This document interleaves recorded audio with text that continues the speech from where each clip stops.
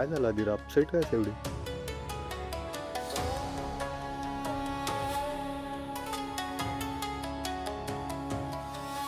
मग काय झालं, सगळे शांत काय तसे?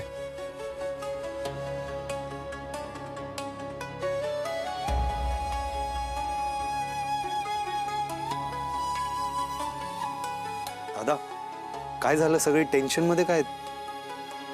रोहन अजून आला नाही, त्याची वाट बघतोय.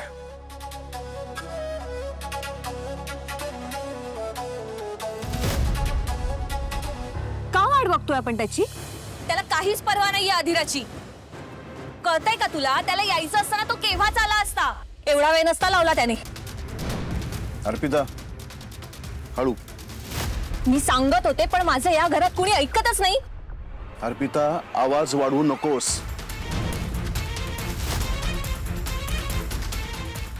दादा सगळे आलेत ना, ते यांच्यासाठी म्हणून आलेत. मी सुद्धा. अरे पहिली संक्रांत आहे ना यांची, पूजा आहे घरात, यांना आशीर्वाद द्यायचंय म्हणून या सगळ्या जणी वेळ काढून आलेत. आणि रोहनचा पत्ताच नाहीये. हे असं कुठे असतं? आपी शांत राहा ना. स्वानंदी गेली आहे ना विचारायला. स्वानंदी कुठे? आई ती फोन करायला गेली आहे रोहनला. एवढा वेळ फोन करायला गेलीये? ती गेलीच आहे. फोन करायला चंद्रावर गेलीये का? मला पहिल्यापासून माहितीये हे दोघे बहीण भाऊ आहेत ना, खोटारडे आहेत. इनफॅक्ट हे नुसते बहीण भाऊच नाही, ह्यांची पूर्ण फॅमिली फ्रॉड आहे. आणि हे आज सिद्ध झालंय. अर्पिता बास, मी परत सांगणार नाहीये. घरात पाहुणे आलेत आपल्या, त्यांच्या समोर असं काही बोलायचं नाही. लोकांसमोर उगाच शोभा करायची. शोभा तर ऑलरेडी झालीये दादा. अरे बघ हिच्याकडे, बघ कशी एकटी उभी आहे. कुठे आहे रोहन? रोहनने सगळ्यांसमोर एकटा पाडलाय तिला. अर्पिता इनफ. अर्पिता आज जातेस का जरा?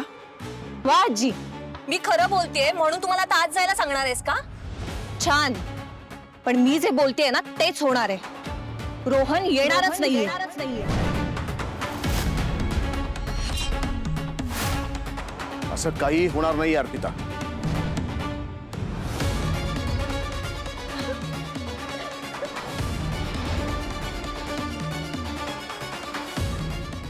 हे बघ हे बघ हे बघ हे बघ, इकडे बघ इकडे. असं असं काही होणार नाहीये, येईल ते. दिस इज द लिमिट. माझं एकटीच प्रेम आहे का? असं कसं करू शकतो तो? मी तर इतकी वाट बघते आणि त्याला काही फरकच नाही पडत आहे. असं नाहीये काही आदिरा. तो निघाला असेल, वाटेत काहीतरी अडचण आली असेल, त्याला नसेल जमलं कळवायला. असंच आहे दादा. नशीब आता तरी तिला स्पष्ट दिसतंय. हे बघ धीरा, आज तो जर नाही आला ना तर असंच समज त्याचं तुझ्यावर प्रेम बिम काही नाहीये.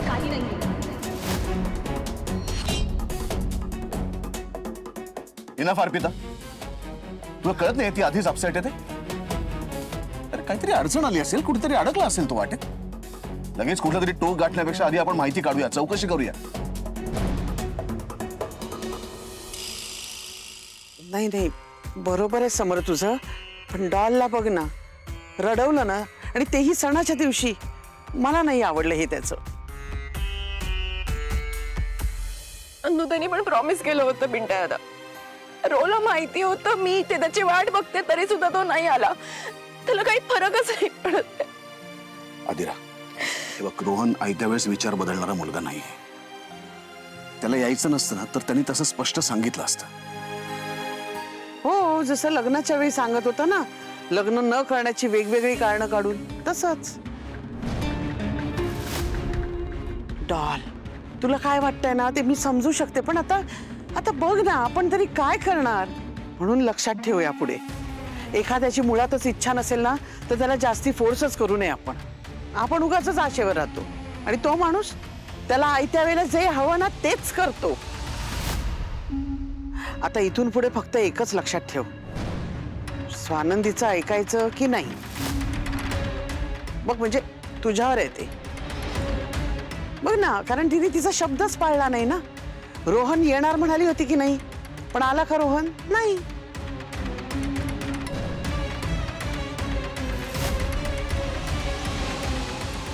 डॉल कळतंय ना तुला मला काय बोलायचंय?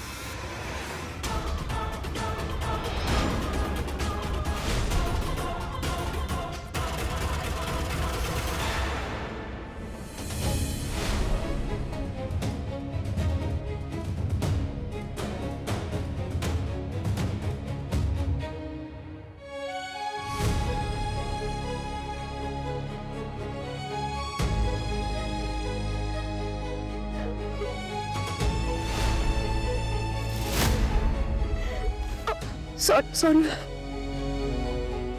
रो रो रो हे काय झालंय तुला? केवढं लागलं रे? काय झालं तुला?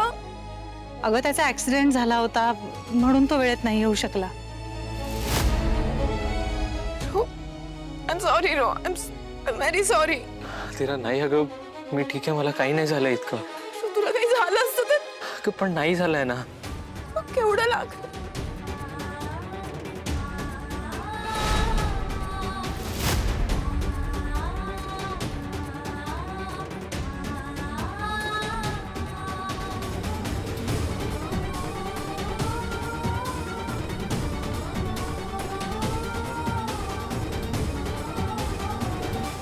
सांगितलं होतं ना, हात पाय तोडायचे.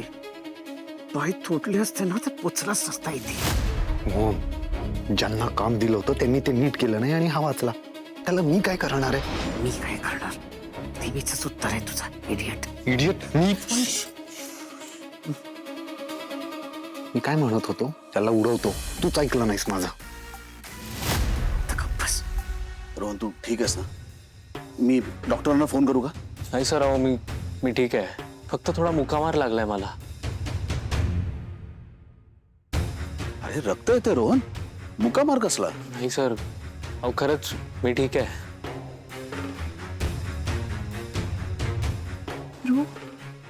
हो अधीरा, मी ठीक आहे. आजी, आय एम रिअली सॉरी. मला यायला थोडं लेट झालं इथे.